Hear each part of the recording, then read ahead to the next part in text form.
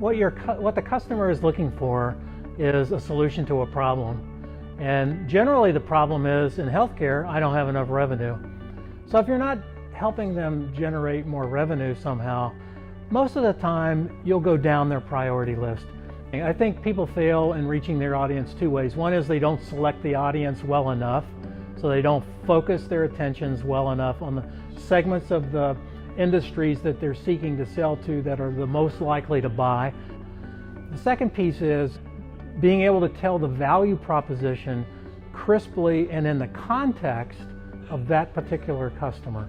So you could still tell the story about how your technology works, but if it's not recognized in the context of how the customer does their day-to-day business, they're still likely to reject you. Well, I think health tech companies in general tend to be created or started by people who are technologists, and they have a tendency to develop the solution in technical terms without necessarily understanding if the market that they believe they will serve actually agrees with them.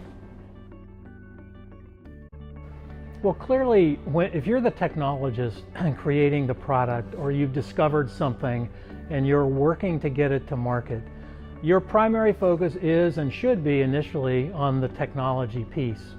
When it comes time to take that product to market, you must develop a market point of view, which means that you begin to understand what it is your customers are seeking and if what you do fits that purpose.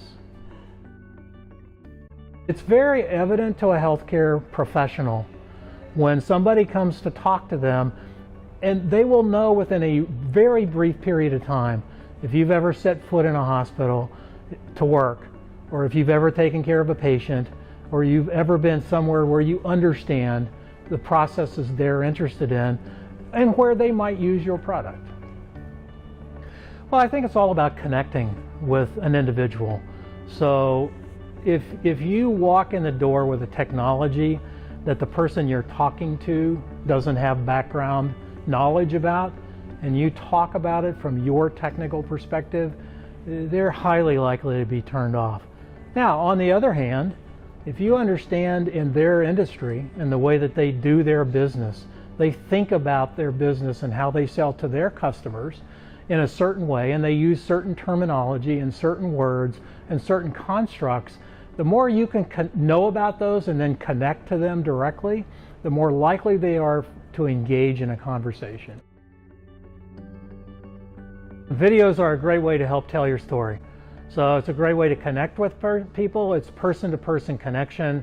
You're able to deliver a brief message and hopefully hook them into looking at the next video or going further to find out more information about how they could work with you. Picture's worth 1,000 words. Then 2 minutes worth of pictures or 30 seconds worth of pictures is worth a whole lot more. So I really think that's the answer to that question, which is you can demonstrate the concept and the use and the utilization and the value in a very brief period of time of either conversation or demonstration of the value of a product through video. So I think the important part of positioning in the market is to understand the product, and again, the point of view of product to market. Understand your market, who is it you're trying to sell to, why are they going to buy it from you? And then the third piece is, how are you going to use data? Because in today's world, that tends to be the thing that people that drive decision making, number one, and number two, that people will pay a premium for.